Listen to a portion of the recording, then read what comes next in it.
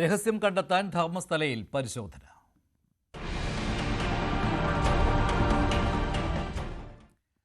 ധർമ്മസ്ഥല കൂട്ടക്കൊലപാതകത്തിൽ മൃതദേഹങ്ങൾ സംസ്കരിച്ച 13 ഇടങ്ങൾ അടയാളപ്പെടുത്തി പ്രത്യേക അന്വേഷണ സംഘം എത്തിയിട്ടുണ്ട്. നേത്രാവതി പുഴയോരത്തെ സ്നാനഘട്ടത്തോട് ചേർന്നുള്ള ഈ പ്രദേശങ്ങളിലാണ് മണ്ണ് കുഴിച്ചുള്ള പരിശോധന. സ്നാനഘട്ടത്തിൽ നിന്ന് KV ബൈജു ചേരുകയാണ് കൂടുതൽ വിവരങ്ങളുമായി തത്സമയം. ബൈജു, ദൃക്സാക്ഷിയെ കൊണ്ടുവന്ന് അവിടെ പരിശോധന തുടങ്ങിയിട്ടുണ്ടോ? എന്താണ് ധർമ്മസ്ഥലയിൽ നിന്നുള്ള അപ്ഡേറ്റ്സ്?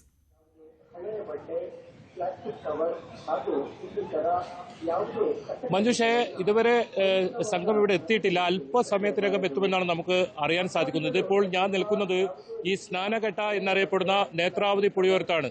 ഇവിടെയാണ് ശുചീകരണ തൊഴിലാളി ജോലി ചെയ്തിരുന്ന സ്ഥലം. ഒരുപാട് മൃതദേഹങ്ങൾ ഇത്തരത്തിൽ ഈ പുഴയുടെ ദൃശ്യങ്ങളിലേക്ക് തന്നെ പോകാം മഞ്ജുഷ്. ഒരുപാട് മൃതദേഹങ്ങൾ ഇത്തരത്തിൽ പുഴയിലൂടെ ഒഴുകി വന്നു എന്ന് ദൃക്സാക്ഷി വെളിപ്പെടുത്തിയ ഒരു സ്ഥലം കൂടിയാണിത്. ഇതിന് തൊട്ട് സമീപത്ത് ഇപ്പോൾ ദൃശ്യങ്ങളിൽ കാണുന്ന ആ ഭാഗത്താണ് 13-ാം നമ്പർ, നമ്മൾ നേരത്തെ ബുള്ളറ്റിൽ കാണിച്ച 13-ാം നമ്പർ മാർക്ക് ചെയ്തിട്ടുള്ളത്. അവിടെ മൃതദേഹം കുഴിച്ചിട്ടെന്നാണ് അദ്ദേഹം മൊഴി നൽകിയിരിക്കുന്നത്.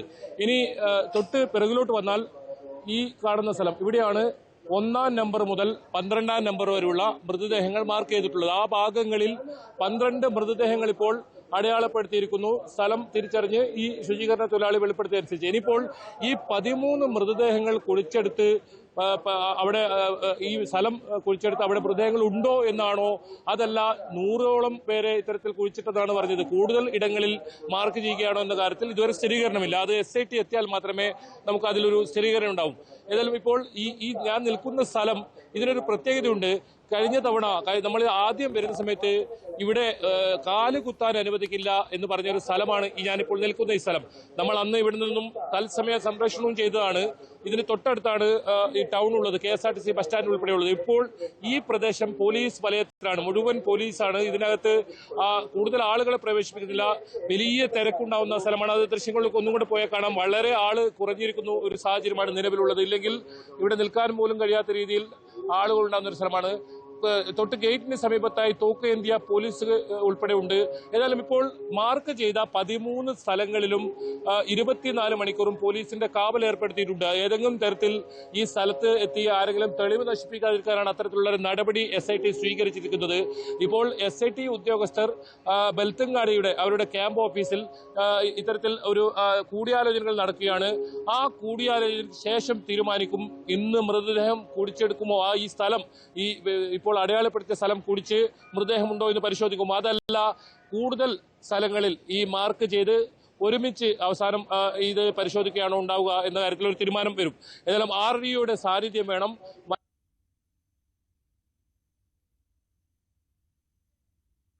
ഓഡിയോ പ്രശ്നമുണ്ട്. ധർമ്മസ്ഥലയിൽ നിന്ന് തത്സമയമാണ് വിവരങ്ങൾ നൽകുന്നത്. ധൈര്യപൂർവ്വം ധർമ്മസ്ഥലയിലെത്തി വീണ്ടും റിപ്പോർട്ടിംഗിൽ ഏർപ്പെട്ടിരിക്കുകയാണ് KV ബൈജു. ആദ്യം ഈ വിവരങ്ങൾ പുറം ലോകത്തെത്തിച്ചത് ബൈജു ആണ്. ന്യൂസ് 18-ലൂടെ. ന്യൂസ് 18 കൃത്യമായ ഇടവേളകളിൽ കൃത്യമായി തന്നെ വാർത്തകൾ നൽകിക്കൊണ്ടിരിക്കുകയായിരുന്നു. അതിപ്പോഴും തുടരുകയാണ്. ഇന്നാണ് നിർണായകമായ ആ പരിശോധന. ബൈജു, എന്തെങ്കിലും താമസം ഇക്കാര്യത്തിൽ ഉണ്ടോ?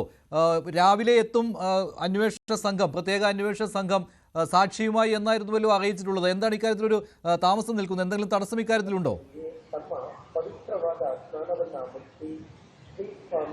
ഇല്ല മഞ്ജുഷി, ഇപ്പോൾ നിലവിൽ ഒരു കൂടിയാലോചന നടക്കുകയാണ്. അതായത് ഇതിൽ മേൽനോട്ടം വഹിക്കുന്നത് DGP ആണ്. നേരിട്ട് DGPയുടെ മേൽനോട്ടത്തിലുള്ള 20 അംഗ സംഘമാണ് ഇവിടെ ഇത്തരത്തിൽ പരിശോധന നടത്തുന്നത്.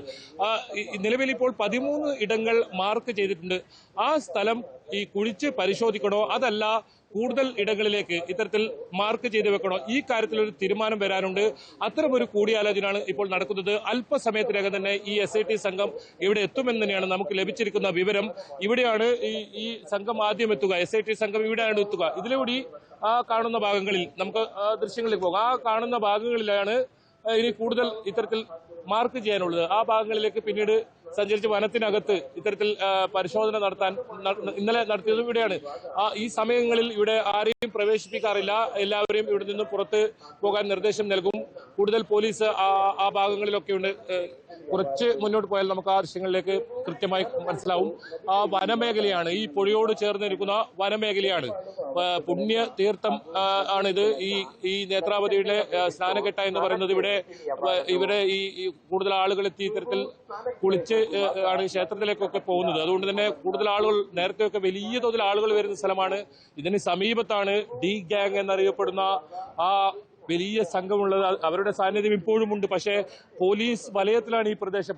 പുറത്ത് മുഴുവൻ പോലീസാണ്. അതുകൊണ്ട് തന്നെ ഏതെങ്കിലും തരത്തിൽ അവർക്ക് ഏതെങ്കിലും തരത്തിൽ ഭീഷണിയോ അങ്ങനെയുള്ളൊരു സാഹചര്യം നിലവിൽ നമുക്കിപ്പോൾ ദൃശ്യങ്ങളിൽ കാണാം. ഇതാണ് വളരെ പ്രധാനപ്പെട്ട ഒരു സ്ഥലം. ഇവിടെയാണ് ഇത്തരത്തിൽ വലിയ തോതിൽ ആളുകളെ തട്ടിക്കൊണ്ടുപോയെന്നും ഒക്കെ പരാതി ഉയർന്ന സ്ഥലം. ഇവിടെ ഓട്ടോറിക്ഷ സ്റ്റാൻഡ് കേന്ദ്രീകരിച്ച് വലിയ തോതിലുള്ള നേരത്തെ അത്തരത്തിലുള്ള പ്രവൃത്തികളൊക്കെ നടന്ന സ്ഥലമാണ്. ഒരുപക്ഷെ ഇവിടെ വരാൻ പോലും റിപ്പോർട്ട് ചെയ്യാൻ പോലും കഴിയാത്ത സാഹചര്യമാണ്. ഇപ്പോൾ നമുക്ക് എവിടെ പോയും ഇവിടെ റിപ്പോർട്ട് ചെയ്യാൻ പറ്റുന്നു എന്നതിനാണ് ഇതിൽ ഏറ്റവും വലിയ മാറ്റം. ഏത് ഭാഗത്ത് വേണമെങ്കിലും ഇവിടെ ഇത്തരത്തിൽ റിപ്പോർട്ട് ചെയ്യാൻ കഴിയുന്ന ഒരു സാഹചര്യം ഇപ്പോൾ ഉടലെടുത്തു എന്ന് തന്നെയാണ്.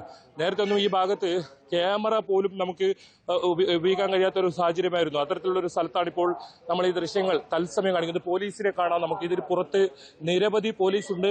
ധർമ്മസ്ഥല പോലീസാണിത്. നേരത്തെ ഈ കേസിൽ ഒരു അന്വേഷണവും നടത്താത്ത ധർമ്മസ്ഥല പോലീസിനാണ് ഈ കാണുന്നത്. അവർ 24 മണിക്കൂർ ഇപ്പോൾ ഇവിടെ കാവൽ നിൽക്കുന്ന സാഹചര്യമാണ്. SITയുടെ അത്തരത്തിലാണ് SITയുടെ അന്വേഷണം എന്ന് പറയേണ്ടി വരും.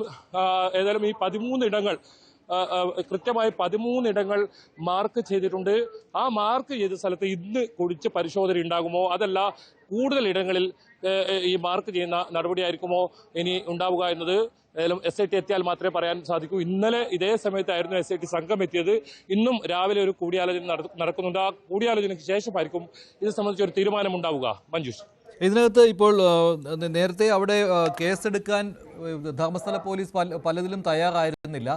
അനന്യ ഭട്ടിൻ്റെ കേസ് ഇപ്പോൾ എടുക്കുകയാണ്. ഇപ്പോൾ എത്ര FIRകളിലേക്ക് കാര്യങ്ങൾ പോയിട്ടുണ്ട്? ഇപ്പോൾ 13 ഇടങ്ങളിൽ മാർക്ക് ചെയ്ത് പരിശോധന എന്ന് പറയുമ്പോൾ 13 പേരെ കുഴിച്ചിട്ട ഭാഗത്തുള്ള പരിശോധന അങ്ങനെയാണോ ഉദ്ദേശിക്കുന്നത്? സാക്ഷി നൽകിയ വിവരമനുസരിച്ച് 13 സ്ഥലങ്ങൾ അങ്ങനെയാണോ?